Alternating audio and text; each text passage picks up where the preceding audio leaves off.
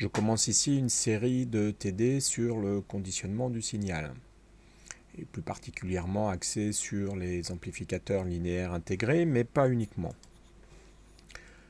Effectivement, le premier TD, c'est de reprendre un petit peu ce qu'on avait vu sur les quadripôles, où on va essayer de voir un petit peu comment se passe la liaison entre un émetteur et un récepteur, avec là un conditionnement du signal qui est inexistant.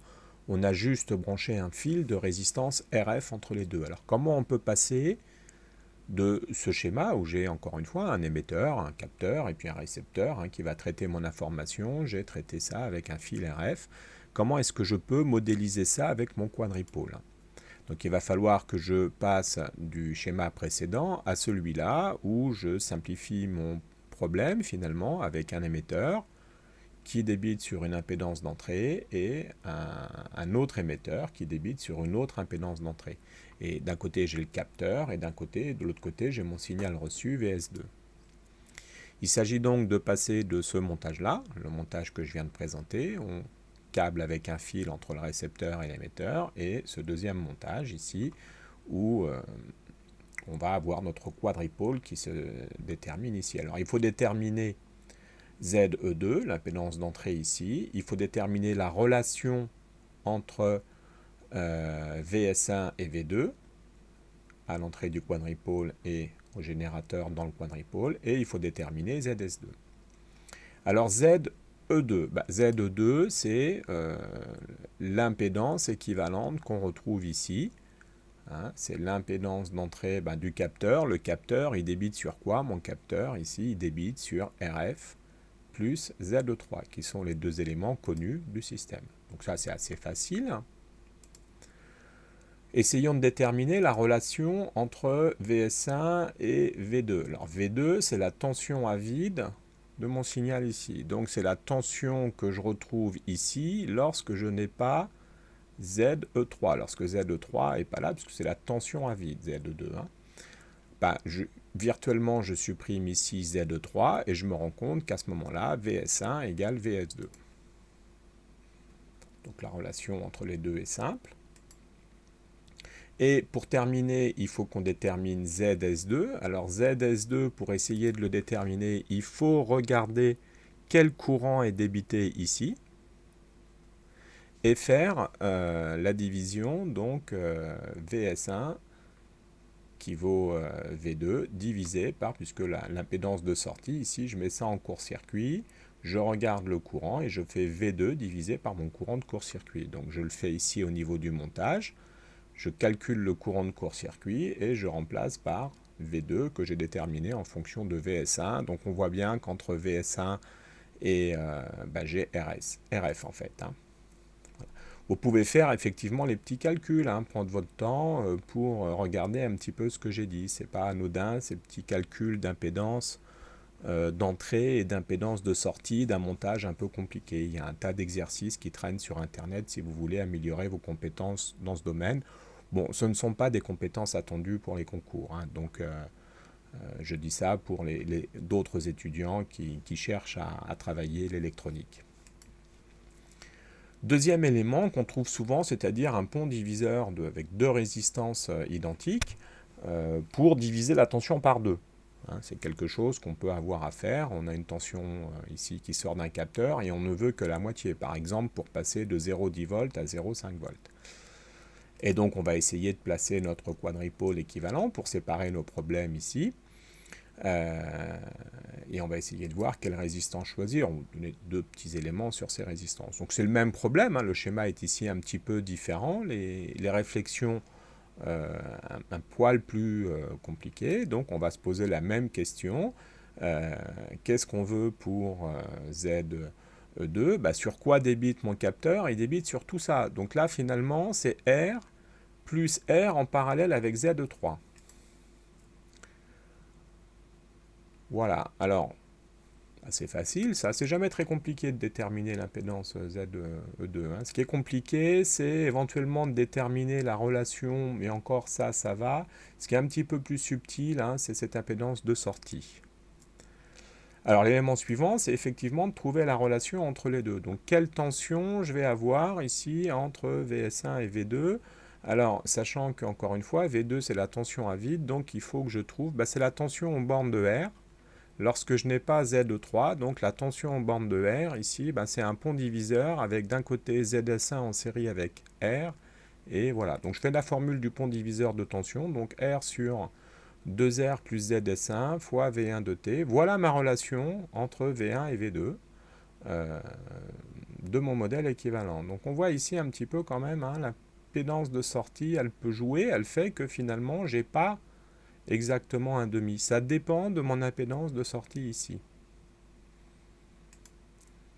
Alors on termine avec mon impédance de sortie ici. Donc là, il faut encore une fois calculer mon courant ici, divisé par V2. J'ai la relation entre V2 et V1. Donc en fait, il faut faire le calcul ici.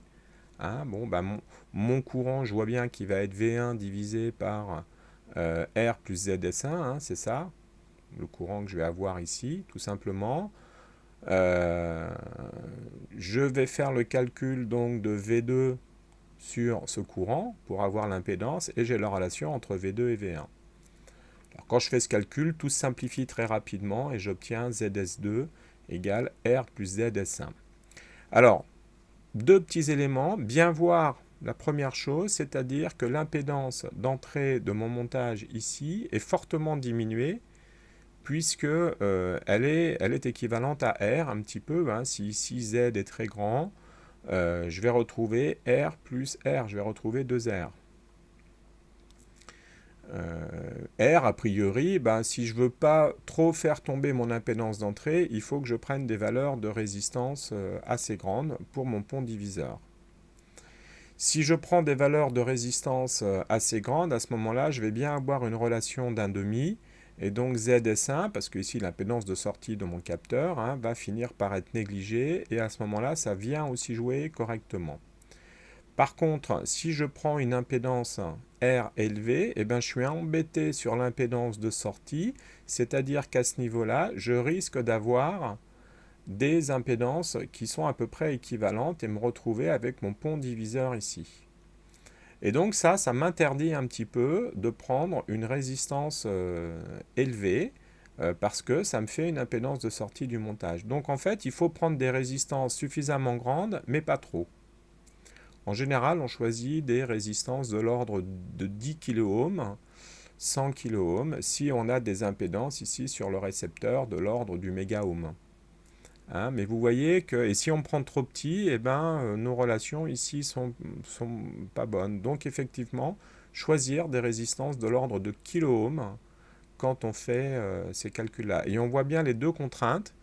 Une contrainte pour ne pas avoir des résistances trop grandes sur mon impédance de sortie ici, et une contrainte pour ne pas avoir des impédances trop petites sur ces deux éléments-là.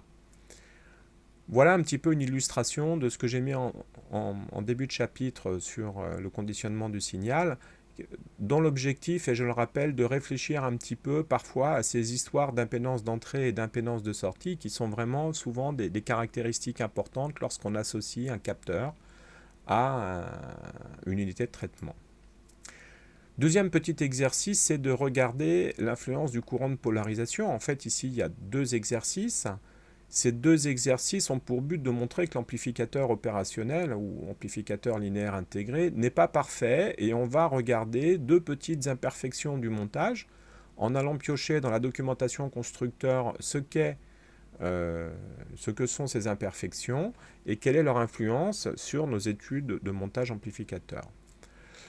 Donc on va commencer par regarder le courant de polarisation d'entrée de l'ampli-op. Donc en valeur typique, on va trouver sur le IIB, on va trouver 30 picoampères, ici à peu près, quel que soit le type d'ampli-op, on trouve 30 picoampères. Donc quand on modélise ce courant, ce sont les courants qui rentrent ici, qu'on va considérer égaux, et on va dire que ces courants finalement ne sont pas nuls, mais qu'ils ont la valeur que l'on vient de relever, donc de 30 picoampères dans la documentation constructeur. Donc on ne va plus les négliger dans notre étude.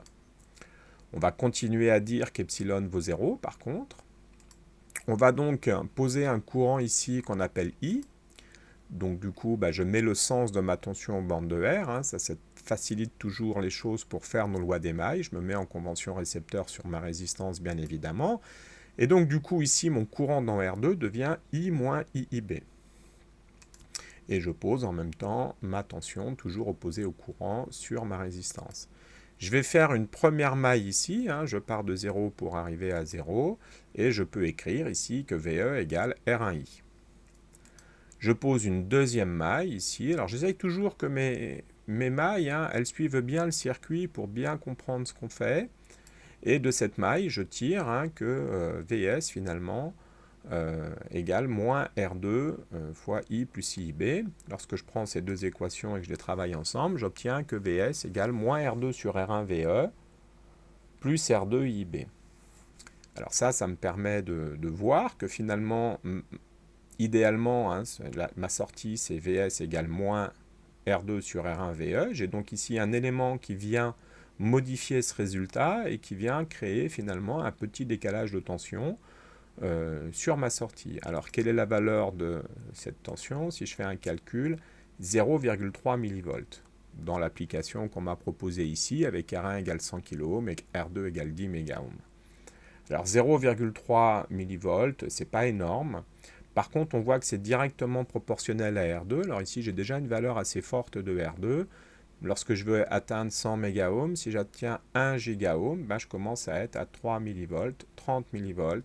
Voilà. Donc il faut quand même être un petit peu prudent sur la valeur de R2 et ne pas prendre des valeurs de résistance qui soient plus grandes que le gigaohm, parce qu'à ce moment-là, on vient rajouter ici. Hein. Donc l'objectif ici, c'est de bien comprendre que les imperfections ou la modélisation de l'ampli-op, elle n'est pas valable dans l'absolu, elle est valable en fonction du choix des résistances que l'on fait dans certaines gammes de valeurs de résistance. Quand on fera la partie capteur, on ira un petit peu plus loin en détail dans le choix de ces composants pour bien montrer qu'il y a un choix technologique qui se fait et que bien évidemment nos composants idéaux, ils ont des limites et il faut rester dans ces limites pour pouvoir les utiliser.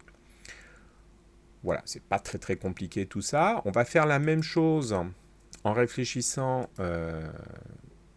à la tension d'offset hein, de l'amplificateur opérationnel. Donc c'est quelque chose que l'on trouve ici, hein, input offset voltage, VI0, et on trouve des valeurs typiques de 3 mV, 2 mV, 3 mV. Donc on va prendre 3 mV pour notre application.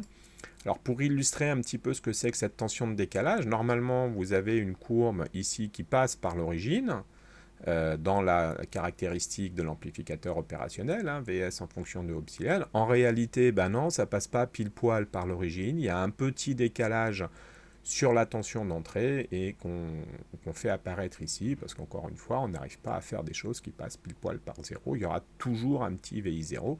Ici, on a vu que pour notre TLE81, c'est 3 mV. Alors, quand on modélise cette tension, on la fait apparaître ici, finalement, entre la masse et une des entrées. Hein, c'est cette tension de décalage qui vient nous embêter. On va refaire notre étude. On va considérer que les courants sont nuls.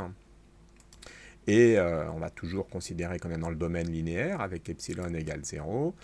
Et on va poser notre courant I, donc du coup le courant I est ici le même, je place mes tensions, je refais comme d'habitude ma loi d'émail, je pose que donc VE c'est moins VI0 c'est RI, hein, parce que si j'ai VE, ici j'ai RI0, en face j'ai RI, et on fait l'autre maille dans l'autre sens, j'aime bien la faire de ce côté-là, et on a à ce moment-là VS moins VI0 égale R de I. Je prends ces deux équations, égale moins R de I, je prends ces deux équations et j'obtiens que VS égale moins R2 sur R1 VE, qui reste